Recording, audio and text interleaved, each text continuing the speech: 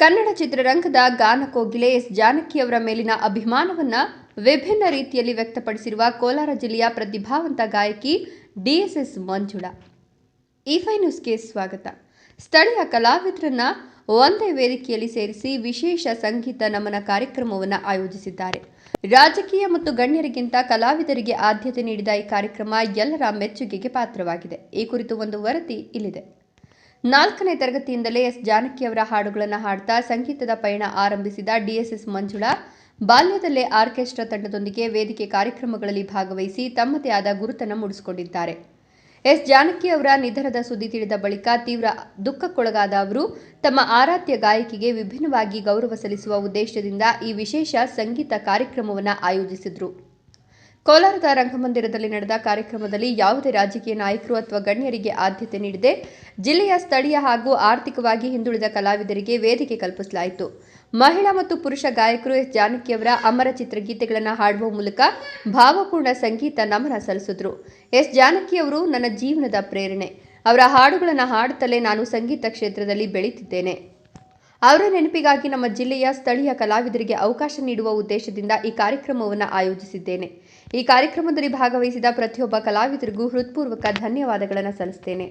ಸ್ಥಳೀಯ ಪ್ರತಿಭೆಗಳಿಗೆ ವೇದಿಕೆ ಕಲ್ಪಿಸುವ ಜೊತೆಗೆ ಗಾನಕೋಗಿಲೆ ಎಸ್ ಜಾನಕಿಯವರ ಸಂಗೀತ ಪರಂಪರೆಯನ್ನು ಸ್ಮರಿಸುವ ಈ ವಿಶೇಷ ಕಾರ್ಯಕ್ರಮ ಸಾರ್ವಜನಿಕರ ಮೆಚ್ಚುಗೆಗೆ ಪಾತ್ರವಾಗಿದ್ದು ಸಂಗೀತಾಸಕ್ತರ ಮನಸೂರೆಗೊಂಡಿದೆ. ಸ್ಥಳೀಯ ಕಲಾವಿದರನ್ನು ಪ್ರೋತ್ಸಾಹಿಸಿದ ಸಂಗೀತ ದಿಗ್ಗಜರ ನೆನಪನ್ನು ಜೀವಂತವಾಗಿರಿಸುವ ಯಶಸ್ವಿ ಡಿಎಸ್ಎಸ್ ಮಂಜುಳಾ ಅವರ ಈ ಪ್ರಯತ್ನಕ್ಕೆ ಎಲ್ಲೆಡೆಯಿಂದ ಪ್ರಶಂಸೆ ವ್ಯಕ್ತವಾಗಿದೆ.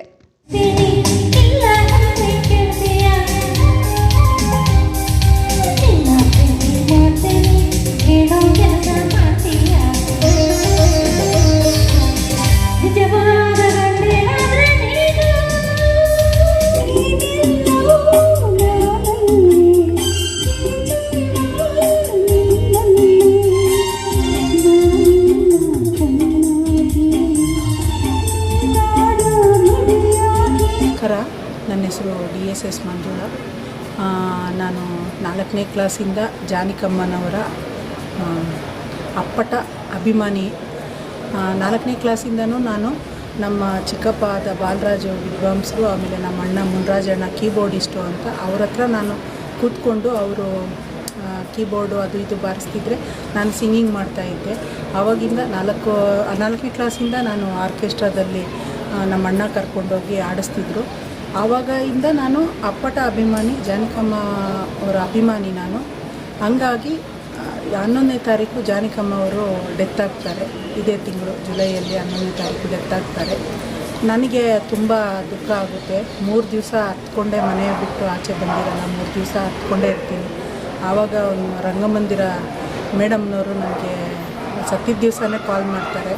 ಏನಮ್ಮ ನೀನು ತುಂಬ ಅಭಿಮಾನಿ, ನಿಮ್ಮ ಕೈ ಮೇಲೆ ಟ್ಯಾಟೋ ಎಲ್ಲ ಇದೆ ಜಾನಕಮ್ಮ ಅವ್ರದ್ದು, ಏನು ಹೆಂಗಿದೆಯಾ ಅಂತ. ಇಲ್ಲ ಮೇಡಮ್ ನಾನು ಮಾತಾಡ್ತೀನಿ, ನಾನು ಹತ್ಕೊಂಡೇ ಇದ್ದೀನಿ, ಅಳ್ತಾ ಇದ್ದೆ, ತುಂಬ ಹತ್ಕೊಂಡೇ ಇದ್ದೀನಿ, ನಾನು ಬೆಳಗ್ಗೆ ಮಾತಾಡ್ತೀನಿ ಅಂದರೆ ಮತ್ತೆ ಮೇಡಮ್ಗೆ ಫೋನ್ ಮಾಡಿ, ಮೇಡಮ್ 11 ದಿವಸದ ತಿಥಿ ಮಾಡಬೇಕು, ರಂಗಮಂದಿರ ನನಗೆ ಬುಕ್ ಮಾಡಬೇಕಾಗಿತ್ತು. ರಂಗಮಂದಿರದಲ್ಲಿ ನಮ್ಮ ಸ್ಥಳೀಯ ಕಲಾವಿದರಿಂದ ಜಾನಕಮ್ಮನಿಂದ ಹಳೆ ಚಿತ್ರಗೀತೆಗಳನ್ನು ಆಡಬೇಕು ಅಂತ ಇದ್ದೀವಿ ಅನ್ನೋದಕ್ಕೆ ಮೇಡಮ್ನವರು ಆಯಿತು ಅಂತ ಹೇಳಿದ್ರು. ಯಾವುದೇ ಪಕ್ಷ, ಯಾವುದೇ ರಾಜಕಾರಣಿ, ಯಾವುದೇ ಇದಿಲ್ಲದೇನೂ ನಾನು ಬರೀ ಅಫಿಷಿಯಲ್ಸ್ನ ಇನ್ವೈಟ್ ಮಾಡಿ ನಾನು ಒಂದು ಪುಟ್ಟದಾಗಿ ಒಂದು ಸ್ಥಳೀಯ ಕಲಾವಿದರು, ಬಡ ಕಲಾವಿದರು ಅದನ್ನೇ ಜೀವನ ಕಟ್ಟಿಕೊಂಡು ಆರ್ಕೆಸ್ಟ್ರಾದಲ್ಲೇ ದುಡಿದು ಅವರ ಹಾಡುಗಳನ್ನು ಹಾಡಿ ದುಡಿದು ತಿಂತಾ ಇರೋರನ್ನ ಗುರುತಿಸಿ ಹಳೆಯ ಫೀಮೇಲ್ ಸಿಂಗರ್ಸು, ಮೇಲ್ ಸಿಂಗರ್ಸ್ನೆಲ್ಲ ಒಟ್ಟುಗೂಡಿಸಿ ಒಂದು ಪುಟ್ಟ ಕಾರ್ಯಕ್ರಮ ಮಾಡಿದ್ದೀನಿ. ನಾನು ಜಾನಕಮ್ಮನವರ ನಾನು ಸಾಯೋವರೆಗೂ ಜಾನಕಮ್ಮನವರ ಅಭಿಮಾನಿ. ಅವರ ಹಾಡುಗಳನ್ನು ಹಾಡ್ತಾಯಿದ್ದೀನಿ. ಇವಾಗ ನಾನು ಹೋರಾಟಗಾರ್ತಿ, ಫಸ್ಟ್ ಗಾಯಕಿ, ಈಗ ನಾನು ಹೋರಾಟಗಾರ್ತಿ ಆಗಿದ್ದೀನಿ. ಸುಮಾರು ಕೋಲಾರಲ್ಲಿ 13 ಸಿಂಗರ್ಸು ಫೀಮೇಲ್ ಇದ್ದಾರೆ, 17 ಜನ ಮೇಲ್ ಸಿಂಗರ್ಸ್ ಇದ್ದಾರೆ. ನನಗೆ ಈ ಕಾರ್ಯಕ್ರಮ ಮಾಡಿರೋದಕ್ಕೆ ತುಂಬ ಖುಷಿ ಇದೆ. ನಾನು ಸಣ್ಣದಾಗಿ ಒಂದು ಹೇಳ್ತೀನಿ, ಕೋಲಾರ ಜನತೆಗೆ ದಯಮಾಡಿ ಸ್ಥಳೀಯರನ್ನು ಗುರುತಿಸಿ, ಸ್ಥಳೀಯ ಕಲಾವಿದರನ್ನು ಪ್ರೋತ್ಸಾಹಿಸಿ, ಸ್ಥಳೀಯ ಕಲಾವಿದರಿಗೆ ಅವಕಾಶ ಕೊಡಿ.